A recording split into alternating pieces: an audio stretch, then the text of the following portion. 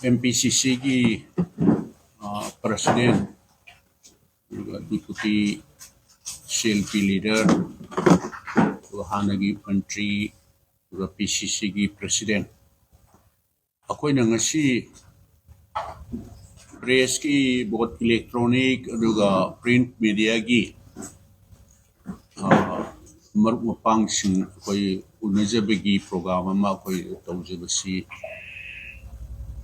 मरुओइना हुजिक मणिपुरदा Laiba latest हाइबा तारे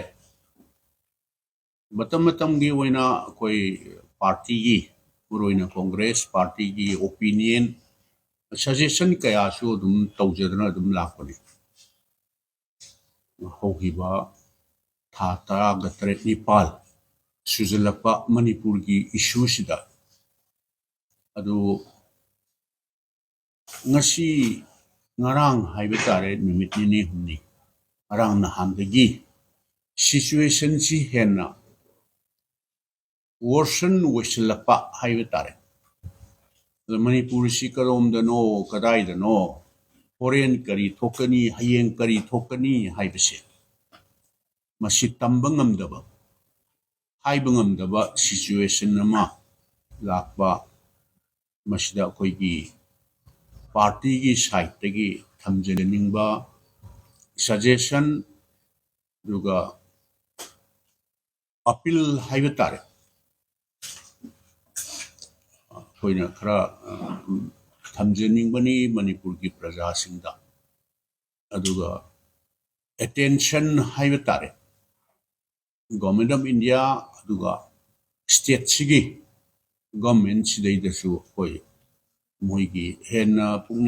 सिंगसिनबा दुगा attention सु अखोइ ड्रॉ तौजनिंगबनी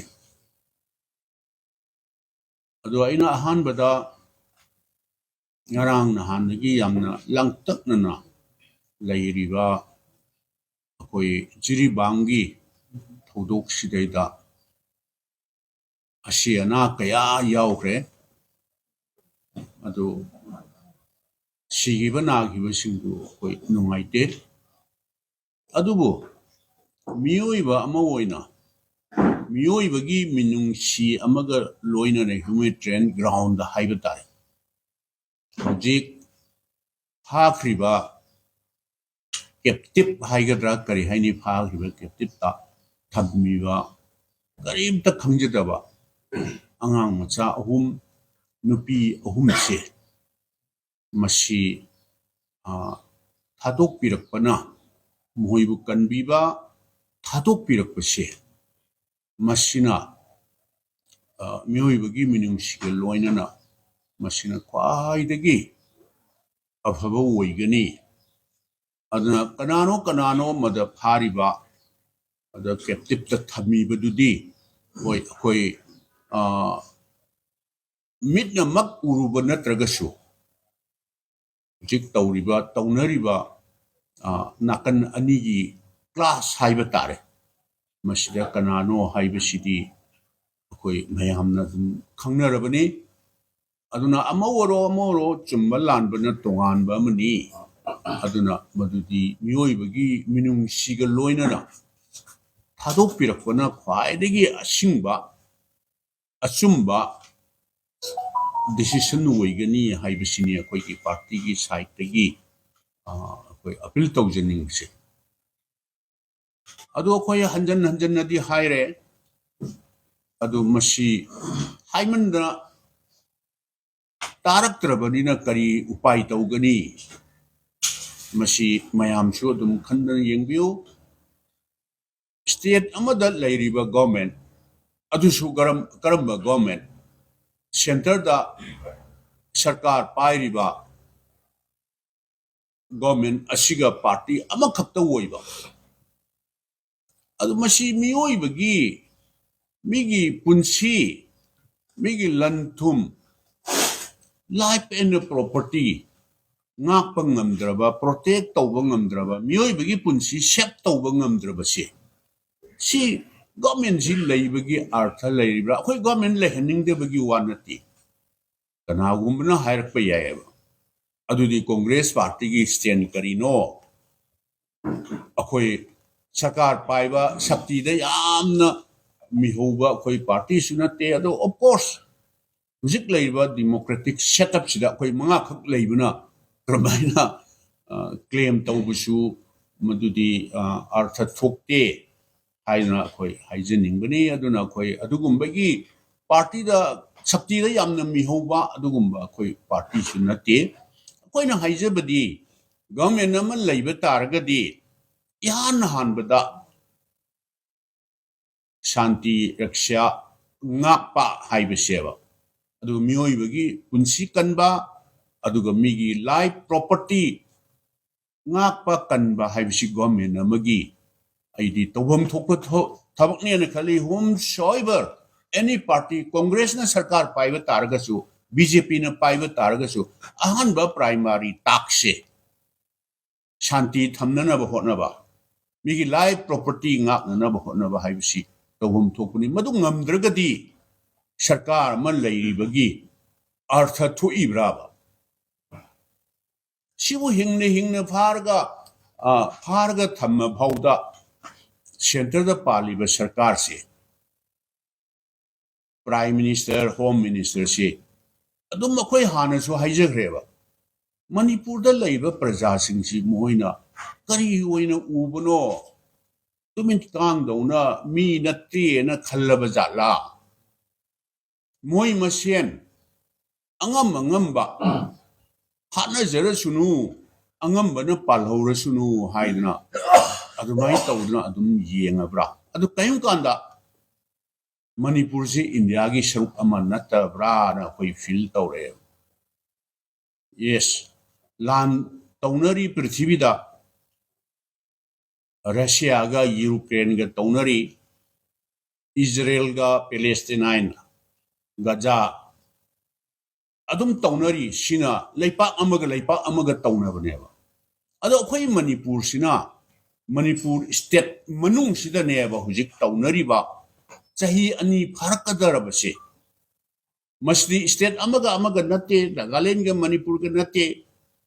और मिजोरम गा मणिपुर गा नत्ते और नत्रगा इंडिया गा म्यांमार गा तौनब नत्तेबा अखोई स्टेट मनुंग सिदा कम्युनिटी अमगा मस्ती तौनबने अदुदि मस्दी आइदी नहान करिनो सोल्यूशन अमा गवर्नमेंट ऑफ इंडिया ना स्टेट गवर्नमेंट्स द मतेंग पांगबिरगा नहान सोल्यूशन अमा आइदी पुरांब यारबनी ना आइदी खंजे अदुना हौजिकु सही अनि फारकदरबा था ट्राइपान हेलबसिबु मी लिसिंग हुमफु हेनबसिबु छांगा योकपदौना येंदा येंगोन योकपा छांगा योकपदौना रिलीफ कैम्प दा थम्मीबसे मसिबु आइदी इंडिया की हिस्ट्री दा थोदो वाथोक थोनिंगदबा कयासु थोखरेबा करम स्टेट दा सिगुमबसी थोखिबा यावरबगेबा मणिपुर दा थोइबसे सुमाई तौना थोखिबसी अद करिनो करिम कांदा अखोई मणिपुर सी इंडिया की सरुक अमा नत्रब्रा और नत्रगना इंडिया गवर्नमेंट की अरोनबा एजेंडा सीक्रेट हाइगद्रा हिडन एजेंडा अमा लेपाकी ओइना कानगदबा अदुगुंबा अमा लैरगा ए मणिपुर से सिनिंग सिजु मणिपुर प्रजा सिंगसे यस नेशन सिगी फनी हाइ तारबा स्टेट सिगी फनी हाइ तारदी अखोई मैम लोइना सैक्रिफाइस तौथोसु याय अद करिनो मोइना येंगिबा खल्लिबसि करिनो अदो अखोइना थाजेजबा हाइबा तारे गणतंत्र चटपा डेमोक्रेसी चटपा लेपाक्तदी आइदी वायोलेंस की मफम लेते वारी सानरगा वारोइसिन पुरकनबा अदु नतना आइदी वारी अतै अतोप लेगनेन आइदी थाजदे इवन पृथ्वी द थोंगनरिबा लेपाक तोंगान लेपाक सिंगदा तौनरिसे सिभौदा वारी साननबा नोंमै कापा लेपननबा हाइना अपील क्या तौनरिबसिने अदुमाई तौदना अखोई कनागुम्बनसु दुम सजेशन तौबसु यावे karino sidaida ruling ga opposition ga adum rajniti tawna ba haigadra hunna adna adum laire solution puthokna na badi suggestion tawna de hai ado ekhoi party gi side gi di akoi kuire suggestion pija ba haiba tar akoi ihan han bada ai hanjan na di palle ko pandaba yadaba national level ki political party meeting tawba matamda honorable home minister Shri Amit Shah ji da ai suggestion tawjabane ba manipur da ki party ki su mihut amoine yaujaba manipur da ki su oina ai represent tawjaba aina haijabane suggestion tawjabane manipur da thoi ba thodok se masi waroi sin ama purakshi haiba tarba masigi solution ama purak na ba haiba sidaida aigi site ai suggestion tawjari wari sanaba yananaba atmosphere ama masi create tawbase wari sananabagi across the table nakal ani makse phaminarga wari sanaba yananaba se state government ngamaga ngame state government gi level ngamdraga na center na put thingjan biraga interfere tawbiraga ahan bada chaiba mut mai haiba tarine nak yet anida kapnariba mayam si masi ahan bada mai si masi hana lephan ba haibidi chaiba mai si hana muthat pa haibane chaiba mai se nakal animangna angam ba sunari ba mai kapnariba se masi hana lephan ba mai si hana muthat pa then adudagi di nakal animak se na tongan kauraga maram di hana heta changsal no ani khut paino haidi yaroi domnina nakan animak se tongan kaur karino noi piandaba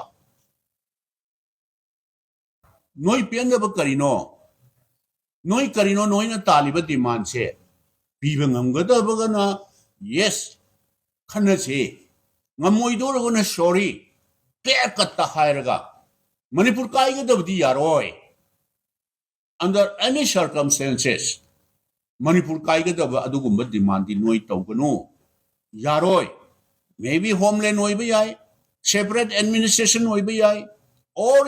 separate union territory hoiba yai adudi sorry manipur kaiga dab demand di yaroi yana clear cut ta adum haido piraga aduna tabak karino hayo adu noi sidi yaroi na hairaga mai si hana muthatlaga kapnariba nongmai singsen suda leiba waro madugi ground rule violate tarok targa di action loba taina or somda tampakta leiba mayam si su aina yadaba khulai baiba sing no yaroi kapna bi yaroi haibase masi aidi moina hana masi hana aina hana su thamjagre akaknaba numita akaknaba matamda noi aina yadaba khulai paiba mayam singse som nakanda suda leiba su violate toba tare madu according to law immediate action loba alai som nakal amada aina yadaba paiba khulai paiba singse noi akaknaba hapta simungda mi humni gi manungda disarm tawgadabani haidra tahullaga lammi heda patardi dakale ga di takhaiba taina adu tawrga wari sana hanana bagi atmosphere se ama create tawi bise government of India na khutthing janwi bise aidi thienge kuiman gre sahi tha train ban sahi ani phadel kadorba masida mi lising humpu henba nupi angang yawa sidai da ngarang na handasu tawi yan siduniwa sigibane yana pharena relief game na tawi yan siri tawi sineva ay mafam khuding makta bom thamamega du toromega ada toromega puba thangba ngamdaba demand tawriba mayam manipur tawriba mayam situation se government of India na karino moi silent spectator dongna kumhai yengba songna moi hanara suno na tawra thado obra haibasi masi yamna singneba akhoi leba maduna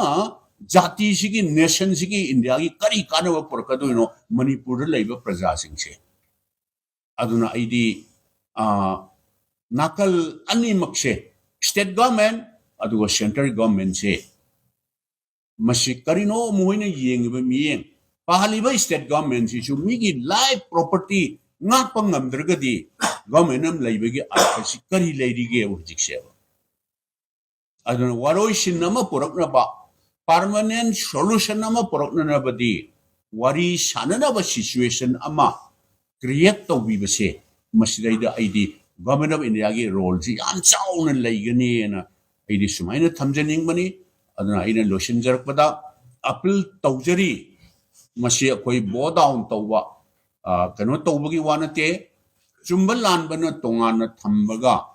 mioi bagi minungsi amaga loina na hojik any group uki group oiba yai mite group oiba yai maran suklai lejidaba angang tha tare nipan da ngari ba chahi ani da ngari ba angang masasing mamana matha da kolaga thamjari ba angang sing dudi mioi bagi minungsi ga loina na madudi thadok pirak pana hena aidi achumba asengba advice oigani haina id decision oigani ane thamjaninge oi government gi site gi rescue tawna ba arei ba sakti tawna all forces tawda khona biri hai adu government na su masi rescue tawna ba masidai da akoi gi inner gi lok sabha gi mp na su bharat ke prime minister da home minister hai re masi noi gi daitani adu masi sida pharga captive to thami base masi rescue tawba ji noi gi daitani maduda noina ngamdaba taragadi madugi consequences mayam do government of india aduga leiba state government gi daitani haina magi site gi su appeal tawrai ba iwa phung khasi thamjari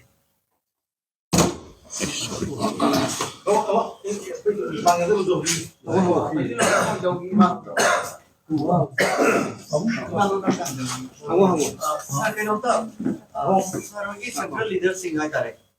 all India Congress Committee Delhi Delhi LOP Manipur using Film Sikkim Central leaders sing party Gina. Since of Viraga, Moy side Kari local Lamba Yava, Abi Matan, what is on a people level, state of the scheme again. Koya dum nungti hai tare Delhi bisista adu koi gi president na su koi na su dum from time to time dum loina communicate tongna ba ngak tani adu koi gi site gi su moina kai ne yauraga adu yamna luba che akoi ma se hanjan haire di harakani ama akoi party site gi su india block ki site gi su manipur gi situation se manipur se utang kan biu manipur gi problem se utang solve tongna na ba tau biu haina honorable prime minister unagi tha makhai me ne lego ji unaba supi pide akhoi di lai thodra lairiba sarkar jigi moi gi party machine ne ba sigi minister sing mla sing phauba unagi haide appointment pide adagi lairiba state sigi chief minister sinasu it is his responsibility Shigumba crucial way one matamsi magi ada chatagi moida haja begi darka woide chief minister office tagi sigi manipur ge crisis issues he masi solve tawnana bagi all political party opposition gi mayam ga loinana appointment umta pbu na sidagi adum akoi gi government gi matamda any issue chief minister office chatpa darka woide ba akoi si delegate si sing je opposition si yauna or kanu akoi yauning bai wanate ko kari gumba darkar lergadi haibane ba ado si yauna akoi appointment pbu maramdi propose di sigini hairga appointment lowde appointment pida chuno ba pida bang matik natie ba adu sungoi lowba ngamra sungamde let us forget about prime minister gi visit ti lairna visit tawbiyo jo ada akoi AICC gi site gi karak han haire moida mayam ni su dum khangbiram gane hujik su inauna hangiba question do koi adum president ne kaina akoi mayam torga on daily basis ta sigi development mayam je dum communicate tawi adu moina su center da ngrang makta su tawi dune ba koi gi energy mp na prime minister da home minister da si manipur thoi thodok se masi noi gi daitani noi gi disigi leithok tu chatpa yaroina do koi su karigumba इकाईबु इकाईरेबा prime minister दा उनगे appointment पियू हाइबजी इकाईबु इकाईरेबा हुजिकसु अखोई ready नेबा हुजिक लेरिबा constitutional head हाइबा तारे governor जी हुजिक फाउबर छिरे लेतिएबा centre की seriousness सी यंगबिरो असम का सिगा दुएल charge तौरगा अखोई से फागी दौनाबा कशुनती हाइना खन गवर्नर से सिदा लेते असम दे लेये अखोई ngасai मुत खनरी नि ngरang नि खनबनेबा खोयबा गवर्नर से अनक पसिदा गवर्नर से हानो उनरसिरा प्राइम मिनिस्टर की अपॉइंटमेंट लौनम तौसी गवर्नर से उनरसि हाइदा he is out of the station Manipur से कैसु खनबीदबा मालेबा तौरी मवो मता सेबा